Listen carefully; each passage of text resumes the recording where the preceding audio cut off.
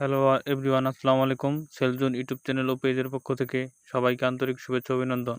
আজকে আমি আলোচনা করব কিভাবে ঝর্ণা ফিটিং করা হয়। শুরু থেকে আজকে আমি দেখাবো কিভাবে ঝর্ণা ফিটিং করা হয়। প্রথমে আমরা কিছু 3/4 পাইপ এবং কিছু ঝর্ণা এবং কিছু টি এলবো নিয়ে নিয়েছি। তারপর আমরা টিগুলা জয়েন্ট দিয়ে নিচ্ছি। দেখেন এই যে টিগুলা আমরা প্যাচের সাথে লাগিয়ে দিচ্ছি আর সাইডে এলবোটি লাগিয়ে দিচ্ছি। এরপর আমার সাইডে এলবোটি লাগানো শেষ। এখন আমরা এলবোর মাঝখানে আমরা ঝর্ণাটি লাগিয়ে দেব।